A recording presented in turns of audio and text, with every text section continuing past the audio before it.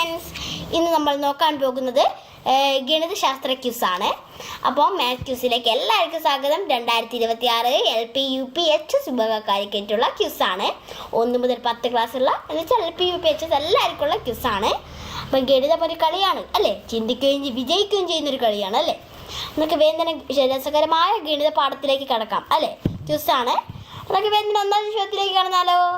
ഒന്നാമത്തെ സിമ്പിളായിട്ടുള്ള അത്രയും പ്രധാനപ്പെട്ടൊരു ചോദ്യമാണ്. ഒന്നാമത്തെ ചോദ്യം, ഗണിതശാസ്ത്രത്തിൻ്റെ പിതാവ് ആര്? Answer Pythagoras. രണ്ടാമത്തെ ചോദ്യം, ഗണിതശാസ്ത്രത്തിൻ്റെ രാജകുമാരൻ എന്നറിയപ്പെടുന്നത് ആര്? Answer Carl Friedrich Gauss. മൂന്നാമത്തെ ചോദ്യം, കാപ്പറേക്കർ സംഖ്യ എത്രയാണ്? ആൻസർ 6174. അടുത്തത് നാലാമത്തെ ചോദ്യമാണ്, രാമാനുജൻ സംഖ്യ എത്രയാണ്?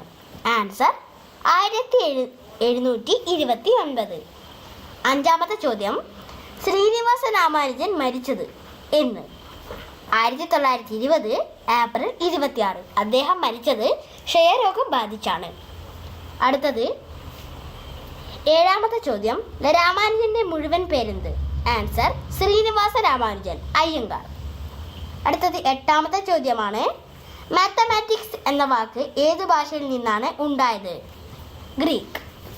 അടുത്ത ചോദ്യം, ആരുടെ ജന്മദിനമാണ് ഇന്ത്യയിൽ ഗണിതശാസ്ത്ര ദിനമായി ആചരിക്കുന്നത്? ആൻസർ ശ്രീനിവാസ രാമാനുജൻ. അടുത്തത്, ചിത്രകാരനായ ഗണിതശാസ്ത്രജ്ഞൻ ആരായിരുന്നു? Answer Leonardo da Vinci.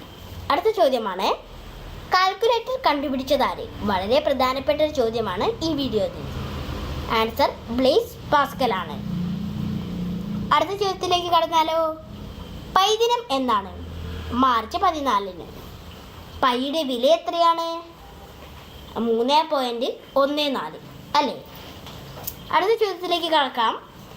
ദേശീയ ഗണിതശാസ്ത്ര വർഷമായി ആചരിച്ചത് എന്നാണ്? 2012 മുതൽ. അടുത്ത ചോദ്യം, ജോമെട്രിയുടെ പിതാവ് ആര്? യൂക്ലിഡ്. അടുത്ത ചോദ്യം, ശ്രീനിവാസ രാമാനുജൻ ജനിച്ചതെന്ന്? 1887 ഡിസംബർ 22. ഈ വീഡിയോയിലെ അടുത്ത ചോദ്യം, ലോഹരിതം കണ്ടുപിടിച്ചതാര്? John Napier. ശാസ്ത്രത്തിൻ്റെ റാണി എന്നറിയപ്പെടുന്നത് ശാസ്ത്രം ഏത്? ഗണിതശാസ്ത്രം. അടുത്ത ചോദ്യത്തിലേക്ക് കടന്നാലോ. രാമാനുജൻ മ്യൂസിയം ഇന്ത്യയിൽ എവിടെയാണ് സ്ഥിതി ചെയ്യുന്നത്? ആൻസർ റോയ്പുരം, ചെന്നൈ. ചോദ്യത്തിലേക്ക് കടക്കാം. നെഗറ്റീവ് സംഖ്യകൾ കണ്ടുപിടിച്ചതാരാണ്? ചൈനക്കാർ. അടുത്ത ചോദ്യം, ഏറ്റവും ചെറിയ അഭാജ്യ സംഖ്യ ഏത്? 2.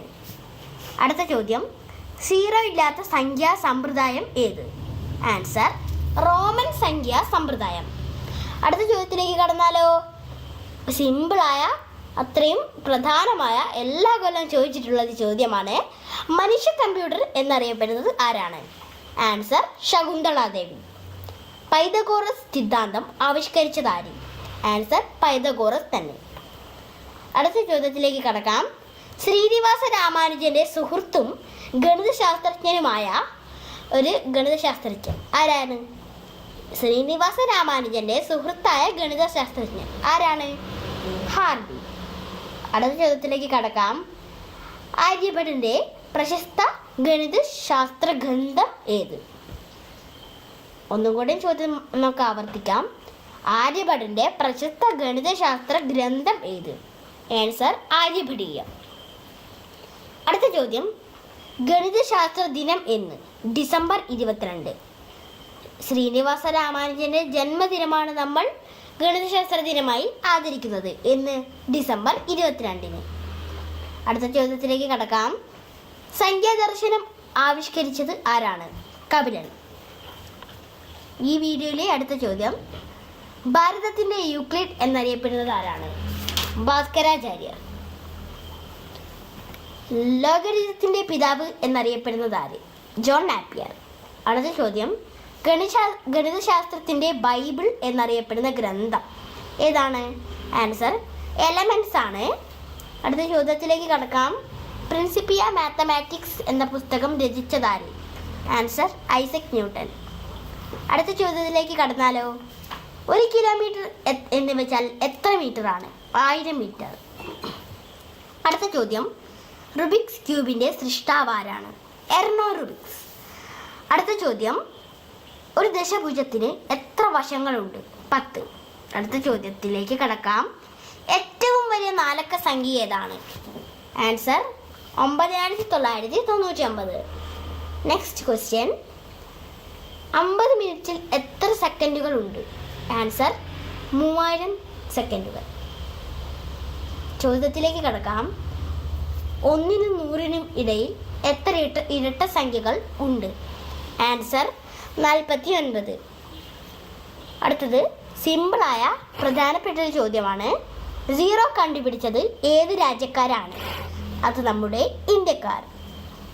അടുത്ത ചോദ്യം, 100 സെൻറ്റിമീറ്റർ എന്ന് വെച്ചാൽ എത്ര മീറ്ററാണ്? 100 സെൻറ്റിമീറ്റർ എന്ന് വെച്ചാൽ ആൻസർ 1 മീറ്ററാണ്. അടുത്ത ചോദ്യത്തിലേക്ക് നമുക്ക് വേഗം തന്നെ പോകാം. ക്ലോക്കിലെ ഏറ്റവും ചെറിയ സൂചി? ആൻസർ മണിക്കൂർ സൂചി. അടുത്ത ചോദ്യം, ബൈനറി സംഖ്യാ സമ്പ്രദായം ആവിഷ്കരിച്ചത് ആരാണ്? Gottfried Leibniz. അടുത്ത ചോദ്യത്തിലേക്ക് കടക്കാം. ഗണിതശാസ്ത്രത്തിൻ്റെ ശാസ്ത്രരംഗത്തെ നോബൽ എന്നറിയപ്പെടുന്നത് ഏത് ബഹുമതിയാണ്? Answer fields medal. അടുത്ത ചോദ്യത്തിലേക്ക് കടക്കാം. ഏറ്റവും ചെറിയ പരിപൂർണ സംഖ്യ? ആൻസർ 6. നമുക്ക് അടുത്ത ചോദ്യത്തിലേക്ക് കടക്കാം. പ്രകൃതിയുടെ അനുപാതം എന്നറിയപ്പെടുന്നത് ഗോൾഡൻ റേഷ്യയുടെ ഏകദേശം എത്ര മൂല്യമാണ്? 1.618. അടുത്ത ചോദ്യം, the man who new infinity എന്ന് വെച്ചാൽ അതിന് ഇംഗ്ലീഷ് ദ മാൻ അത് തന്നെയാണ്. അപ്പോൾ സിനിമ ഏത്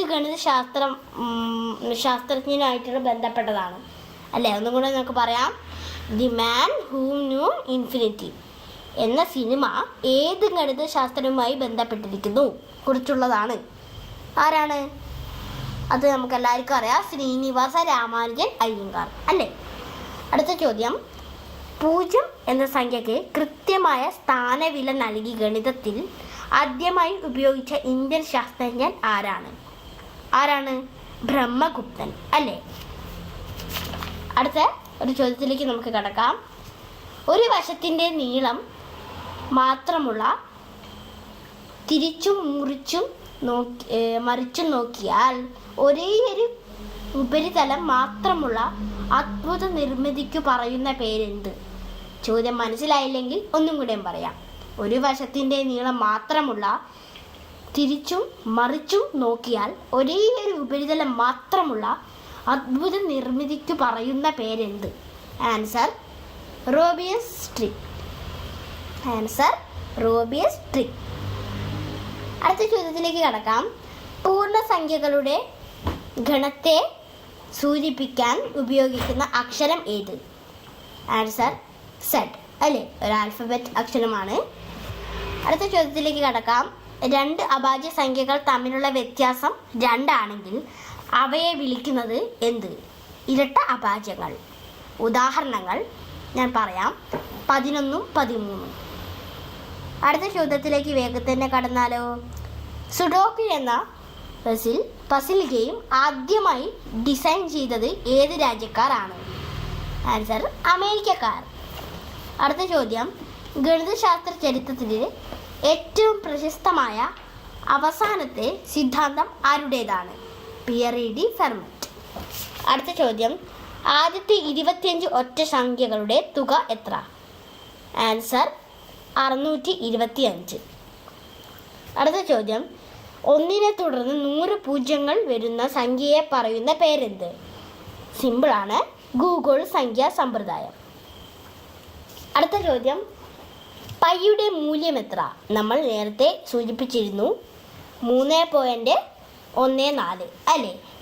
അടുത്ത ചോദ്യത്തിലേക്ക് കടക്കാം. ബുക്ക് ഓഫ് നമ്പേഴ്സ് ആരുടെ പുസ്തകമാണ്? അത് മനുഷ്യ കമ്പ്യൂട്ടർ എന്നറിയപ്പെടുന്ന ശകുന്തള ദേവിയുടേതാണ്. അടുത്ത ചോദ്യം, മലയാളത്തിലെ ആദ്യത്തെ ഗണിതശാസ്ത്ര ഗ്രന്ഥം ഏത്? ആൻസർ യുക്തിഭാഷ. അടുത്ത ചോദ്യം, 5 അടിസ്ഥാനമാക്കിയുള്ള സംഖ്യാ സമ്പ്രദായം ഏത്? ക്യൂനരി.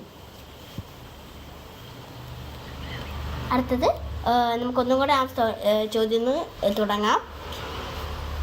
5 അടിസ്ഥാനമാക്കിയുള്ള സംഖ്യാ സമ്പ്രദായമാണ് ആൻസർ ക്യൂനറിയാണ് ആൻസർ. അടുത്ത ചോദ്യത്തിലേക്ക് കടക്കാം. 10 അതിശീലിതമാക്കിയുള്ള